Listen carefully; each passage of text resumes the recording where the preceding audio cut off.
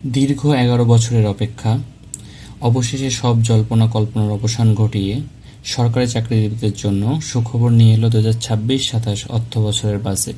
অর্থমন্ত্রী আমির খসরু মাহমুদ চৌধুরী আনুষ্ঠানিকভাবে ঘোষণা করেছেন নবম জাতীয় পে স্কেল।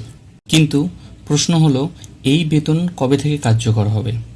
আপনাদের বেতন কি আসলেই বাড়বে? আজকের ভিডিওতে আমরা নবম পে স্কেলের সর্বশেষ আপডেট এবং বাস্তবায়ন পরিকল্পনা নিয়ে বিস্তারিত আলোচনা করব। আপনারা জানেন, সর্বশেষ ২০১৫ সালে অষ্টম পে স্কেল কার্যকর হয়েছিল। দীর্ঘ ১১ বছর পর এবার অর্থমন্ত্রী বাজেট বক্তৃতায় স্পষ্ট জানিয়েছেন, আগামী ১লা জুলাই ২০২৬ থেকে নতুন বেতন কাঠামো কার্যকর হতে যাচ্ছে। ১লা জুলাই ২০২৬ হতে ধাপে ধাপে বাস্তবায়ন করার ঘোষণা দিচ্ছে মাননীয় স্পিকার। সবচেয়ে গুরুত্বপূর্ণ বিষয় হলো, এই নতুন পে স্কেল একবারে নয়, বরং ধাপে ধাপে বাস্তবায়ন করা হবে। অর্থ মন্ত্রণালয় সূত্র থেকে জানা গেছে, প্রাথমিকভাবে প্রস্তাবিত নতুন মূল বেতনের ৫০% সুবিধা কার্যকর করার পরিকল্পনা রয়েছে।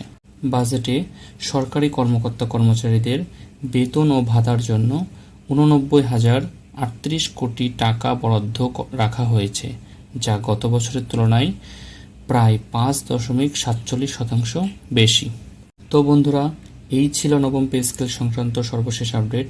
আপনি কি মনে করেন এই বেতন বৃদ্ধি বর্তমান বাজার মূল্যের সাথে সামঞ্জস্যপূর্ণ? আপনার মতামত কমেন্ট বক্সে অবশ্যই জানাবেন। নতুন সব আপডেট পেতে সাবস্ক্রাইব করে পাশে থাকুন। ধন্যবাদ।